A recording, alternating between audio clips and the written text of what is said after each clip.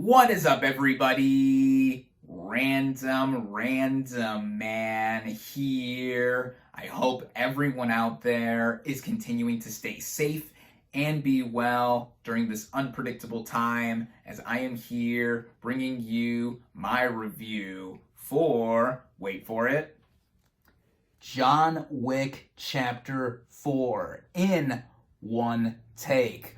Well, there's no use wasting time dealing with the basic plot of this movie, as the plot of this neo-noir action thriller basically follows our title character, played by Keanu Reeves, who sets out to get revenge against the High Table and those who have left him for dead. Pretty simple and self-explanatory synopsis for a movie like this, and could be applied with any of the now 4 John Wick movies. As going into this film, I was, of course, greatly looking forward to it. I am a big fan of this franchise. The first film, the 2014 original movie, in particular, is my favorite of the franchise, as it not only kicked off the whole introduction of the world of the Continental and Mr. Wick himself, but on its own as a movie, before we got a bunch of sequels, it worked as its own self-contained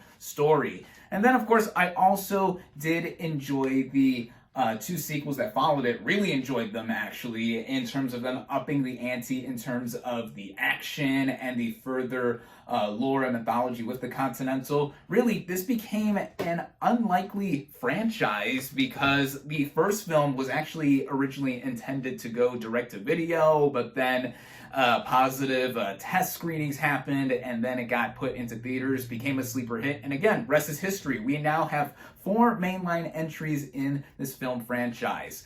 Now that we have Chapter 4, it became one of my most anticipated movies of 2023, and it looked like it was building up to a point, even though some could say that it could have ended as a trilogy with Chapter 3. There was more to be explored, especially with what happened at the end of the last one. And with how epic in scale this movie looked, again, having been such a big fan of the franchise already, really, I was automatically going to see this one. As I just showed earlier too, I was able to head out and see this thing in theaters where it is only currently available. And now, starting out with the cast and their performances, we have Keanu Reeves as the Baba Yaga himself, John Wick. Now, he has been known to do multiple franchises before this film franchise. Of course, he is known as Neo in The Matrix. He also did the Bill and Ted movies, a bunch of other big budget and high-profile movies that he's done in the past few decades, too. The first John Wick film gave him a bit of a career resurgence, and rightfully so, because of how he is so dedicated to all the stunts and the physicality with these movies. And in real life, apparently, he is such a nice and stand-up guy with whatever he does. And as an actor, and I don't really think that everyone is going to disagree in saying how he doesn't have the biggest range in terms of emoting or his acting. A lot of his lines, especially in this movie in particular, just have him spout out one-liners and phrases and all other short sentences here. But with the character, it really feels like not only has his character, in terms of the arc, been built up to a point in terms of him physically just taking it all in, but also emotionally, because I think that Reeves is committed to what he is doing here. And what with many having joked with the first movie, oh, this all wouldn't have started or happened if someone didn't go and shoot and kill his dog, or also his wife having passed away before the events of the movie happened, and he's mowed down dozens and hundreds of suckers along the way. Yeah, all of that, but really, in terms of it also connecting to the narrative, it really has been all building up to this point, and Reeves remarkably and rightfully is someone of note here, whether in terms of the action that he does and just helping frame this whole story together. And there's a lot of people returning from previous movies into this fourth chapter. We, of course, have Winston, as played by Ian McShane, return here. He is the manager of the New York Continental. I just always love how he is a very nice class act and is someone who is not afraid to get his hands dirty in certain ways to where he is not necessarily involved with the action. Also, I love the rapport that he has between himself and Reeves, always calling Wick Jonathan, his full name, and just seeing him back here. He has quite a bit to lose as well. There's a lot of stakes here, not just for Wick, also for Winston. We also have Lawrence Fishburne returning as the Bowery King, who in this movie, it's always nice to see him. He's mainly relegated to just getting Wick's attire in order, giving him his ballistic three-piece suits that help him in battle. Yeah, I love Lawrence Fishburne. Of course, we love seeing Morpheus and Neo back together again in one way, more ways than one. We also have the return of Lance Reddick as Sharon, and sadly, it is a bittersweet return here too, because this is now one of his final film roles, having passed away a week before this movie has officially released. And really, with all that he has contributed within this franchise and outside of this franchise, just big round of applause to him. He is a class act unto himself too. He will be showing up in some more projects that will be released posthumously, but seeing him in the time that we got here, always an outstanding presence. And then we have a bunch of new players that are in this movie too, such as the film's main villain. Bill Skarsgård plays the Marquis, who is a high senior member of the High Table. And he's basically this smug rich guy. It looked like he was born with a silver spoon in his mouth and is just just someone with this weird French accent and going around basically telling everybody who is doing his bidding to get after John Wick and getting his way because of some early things that transpire as the movie opens. And I thought he fit for what the movie was going for. I mean, the movie is not trying to be a dramatic piece of art totally, although depending on who you ask, there's always an element of cheese or over-the-top nature here, but I think Skarsgård does fit the bill for what the movie is going for. We also have the introduction of a character known as Mr. Nobody or the Tracker, played by Shamir Anderson, who is after the still active bounty against John Wick, which is going for dozens of millions of dollars here. He himself has a dog with him, which is awesome. He is badass as well, with being an ally and foil of sorts to John Wick and keeping him alive so the bounty can keep up or keep raising up, really. That's just another thing that is something that raises the stakes of this movie literally too. And one main member who I forgot to mention who is introduced here as well, Donnie Yen. Donnie Yen as Kane, another high table assassin who was previously retired but thrown back into the swing of things due to the Marquis and is also tasked with trying to get after John Wick. Now, Donnie Yen is a martial arts legend, and he is close to being typecasted as blind badasses because he plays another one here like he previously did in Rogue One, A Star Wars Story, but he nonetheless shows off why he is highly skilled at what he does in terms of fighting. Also, his character's fighting style in particular is real interesting, not just because he's blind, but also in the way he moves. He's very elegant. It's like, you know, he can brush off his shoulder after every kill like it's nothing. It's just something that is quite awe-inspiring to see. Also, the sparring between himself and Reeves as Wick. I mean, there's a real kinship in one way or another to see both of them together, but also a rivalry because, yeah, Wick's head is being sought after. There's also some other martial arts players here, such as Scott Adkins, who, if you look at pictures of this dude in real life, he is unrecognizable in this role as a German member of the High Table named Killa. He's wearing a fat suit, he has prosthetics all over him, has this ridiculous German accent, and his role is basically relegated to him flailing around and running around his headquarters, club, or discotheque, but when he is, you know, in some fighting moments, I mean, despite his heavy-looking set, he knows how to move and throw a punch and kick when he needs to. So yeah, he worked as another boss battle basically for this movie. And then switching locations, not only do we visit Germany in this movie, but earlier on we visit Japan with Hiroyuki Sanada playing the manager of the Osaka Continental, another old friend of John Wick's, and is trying to protect him at one point earlier in the movie. Another martial arts legend, another badass here. His daughter,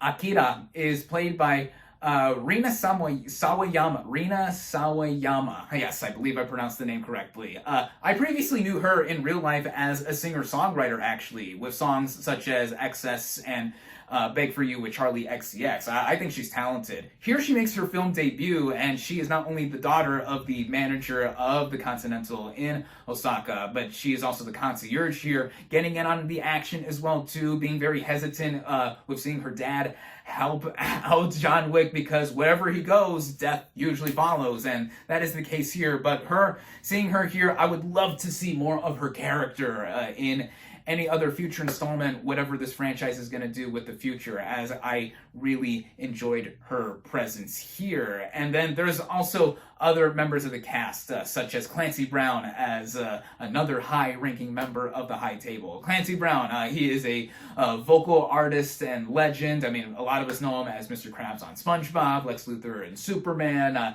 He is great as well. I believe I'm missing a few people, maybe. I don't know.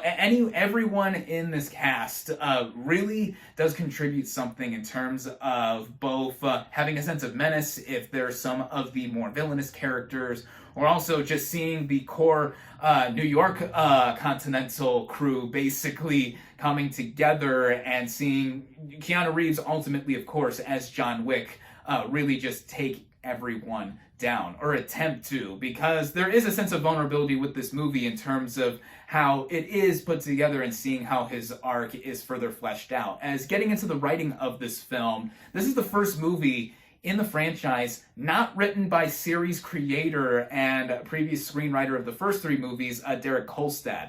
He was not asked to be brought back or come back for this fourth entry for whatever reason, but the two new writers whose names escape me currently, they were brought on for this movie. And honestly, in comparison to the first three entries, with what this movie does, kind of like the other sequels, it doesn't try to reinvent the wheel for what the formula is for a John Wick movie. Of course, John Wick is pissed off. He's after people who are previously against him or still after him. Boom, boom, boom, boom. But here, with the stakes being at their highest, especially after the end of the last movie, he is ultimately trying to get everything lifted off of his shoulders. The weight of his bounty being put on him, and then also him just wanting his own satisfaction and relief.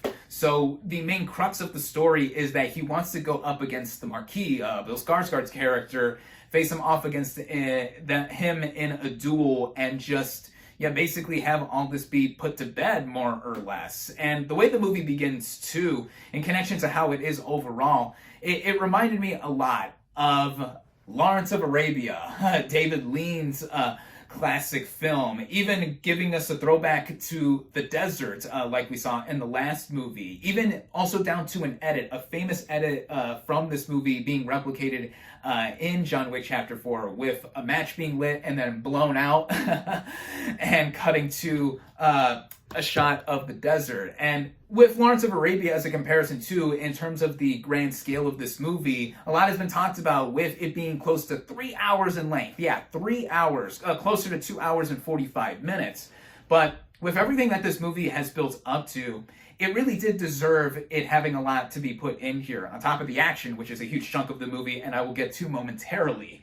But with that too, there's a lot that is also fleshed out in the first 30 minutes of the movie. We still get a little bit of exposition here and there to set up the current conflict involving Wick, still on the run, a bounty on his head, whatever. But also introducing some of the new characters that I have mentioned, and seeing how really more than ever the Continental, the world of the Continental, is global in scale. And we bounce in between three main locations, with the film also shot on location too, in Osaka, Japan, Berlin, Germany, and Paris, France. And that also is held together with a lot of transitions to see where we do have location hopping with Wick, somehow getting to every place that he pleases to go to with little issue, kind of like Batman, but Batman has the excuse of because he's Batman, but we can also say because John Wick is John Wick.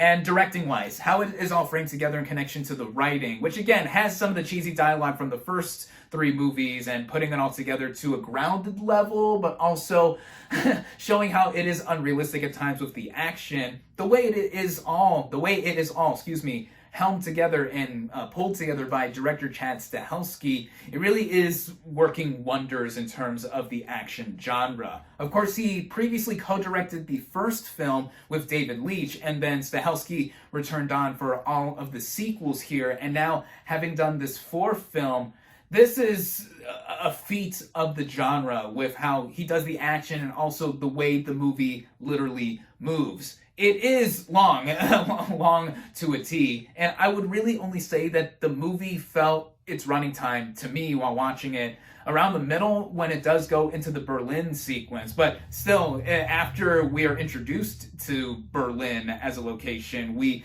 get all the action that comes in between, and then finally, about 15 minutes into this review, I'm now finally talking about the action here, and it's really what everyone else has said. It's an understatement to say this is among the greatest action we've seen in recent memory for films. It truly is the pinnacle of stunts in terms of physical hand-to-hand combat, all the gun fu from the previous movies, and just seeing Reeves at the center of it all, doing it all, mostly from what I can tell, it really stands out in comparison to so many other things that come to mind. And it's a mix of Hong Kong cinema, Hong Kong action cinema, and even contributing to some of the stylings of Western cinema and putting it all together. And that is why so many people love these movies and watch them over and over again, because it all plays out to such a unique T. And we do begin in Osaka, which plays out kind of like a similar sequence from an earlier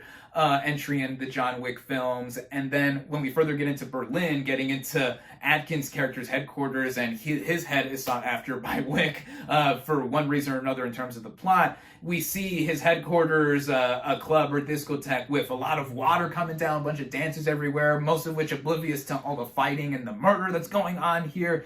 Such brutal action, just like the other films, but are truly amped up to an 11. And then with Paris taking place in the final hour or so of the movie, there are 3 standout action sequences that happen almost in a row, like almost one right after another. The first involving the Triumph, the next one happening in an abandoned building involving long tracking shots, crazy crane shots that arc up and go over, seeing the action from a bird's eye view, also involving flame-throwing shotgun rounds, which is insane. That's not even scratching the surface of how the action is in terms of the gun fu being further played out. And then the final main action sequence that goes on for minutes on end involves the stairs leading up to this church in Paris. And just wow, like that scene's gonna go down for sure as a stunt feat with how elevated everything is. Boom, boom, boom. Really, it cannot be further emphasized with the action here just being beyond top tier. It really shows that it is proficient proof of action as an art form being of the highest order, no pun intended, just like the high order of the high table. Just all put together, the way it's cut, the way it's shot, the cinematography, I got a shout out here. Dan Louston returns from earlier entries to do the cinematography here, and this is also one of the most stunning movies I've seen in recent memory. Each of the John Wick movies has this neon-drenched look to it that is distinct. When I think of this movie, the first colors that I think of are like orange and yellow, very bright, not just because of the desert throwback from earlier on in the film, but each location that we see too is very distinct from one another when we go to Osaka, Berlin, and Paris, all of that put together here, and the cinematography also with the way the camera moves and weaves around. We see the action. There's some frenetic editing here and there on purpose, but most of it is in camera, just like we see a lot of the locations really shot as they were being done there, in location, on location, as I should say. Whew, my thoughts are real scrambled, as you can tell, but really, having seen this movie almost now a full 24 hours ago, there's a lot still whirring in my mind, and seeing this movie because of not just the action sequences, which really are some of the most memorable things I've seen in a movie in the last year, or in basically a full decade, I think. And with how it looks and sounds, the sound design, the popping and cracking of the bodies that are slammed everywhere, people getting hit with cars like Wick himself, the shooting, and seeing all these characters wearing these bulletproof three-piece suits covering their faces as they're shooting around, like, wow, it's all so immaculately put together. Even some of the visual effects that I noticed here and there, they're subtle. It's slight to while this movie is played up to a realistic degree-ish, it's grounded to where, yeah, all the over-the-top and ridiculous moments stand out. And my audience I was watching this with was just having such a ball with a lot of moments. I audibly heard stuff like, oh, come on, or what, stuff like that, because the movie is actually more emphasized with comedic angles that are throwbacks to the likes of like Buster Keaton, Jackie Chan, where, yeah, like there's some humorous moments here and there with some of the action, with how just so outlandish it is. But I don't think it ever strays too far from what the franchise has established before. Also, it earning the way this movie goes around and weaves around the progression of the plot and the action as it does go along. And again, at running almost 3 hours in length, I hardly felt the length throughout most of it because the movie literally never stopped moving. And there's just so much in here that could just be talked about individually that added on to the overall enjoyment of the movie. Because if you're an action junkie, John Wick fan or not, this is something that is bang for your buck all the way through, and seeing how much of it is put on display and to such a quality degree. So much in here. The certain music choices, not just the original score, music choices that come into play with the action, that just got my heart pounding, seeing all of it, being in awe. There's really not too much more I can say with this movie because of how it really does wrap itself up in a bow too, in some ways. Without spoilers, no spoilers here. There is a lot of details of finality that do play up here to where this could be the last one for our title character. There is a future for this franchise, to be sure. I mean, we have a spin-off movie called Ballerina, which is stemming off of the whole ballerina introduction in the third film with Anjelica Huston's character there. Ana de Armas is playing the main character of that movie. I cannot wait to see it whenever it comes out. We also have Keanu Reeves, Ian McShane, Lance Reddick, and Anjelica Huston returning for that movie. There's also a Continental miniseries coming out, which is going to serve as a prequel to the entire franchise, I believe. So the future of this franchise, no matter how this movie has ended, is still alive and well. And you're going to be sitting here for almost 3 hours, 3 full hours basically, with previews and such. And I mean that in the sense that there's also a post-credit scene. Stay until the credits are fully finished. All the way at the end, there is a post-credit scene also hinting at the future of this franchise. Really, there's a lot here, as I've said. There's so much in here that I could go on and on about. And any issues that I've previously mentioned are negligible and really are not out of the realm of believability, or just not out of line too much, I think, with this franchise because of what it has built up to. It has earned itself in being not only an unlikely franchise, as I've said, but also being among the best action films that we have gotten in the last decade, this century thus far. For sure, specifically Chapter 4, this is one of the best action movies of the 2020 decade so far. And yeah, there's not much more for me to say here. Yeah, I in short loved John Wick Chapter 4. This is easily my favorite of the sequels. My favorite since the first movie. Is it my favorite overall, best in the franchise? I'll have to think about it further, but of course I'm going to pick this up physically on Blu-ray whenever it comes out. Maybe I want to see it again in theaters to see all the action and bask in all of its glory. Excuse me. I've been talking for almost 24 full minutes now. Yeah, I should just wrap this up. But yeah, if you're a fan of this franchise, really, you either have seen it by now or are going to fix that very, very soon. Action junkies should reunite or unite for this film in particular, and I highly recommend it. So, my final verdict for John Wick Chapter 4 is 4.5 out of 5 stars. Yes, I gave it that extra half star. I loved it, as I said, too. stupid car. This is what I get for doing this all in one take again.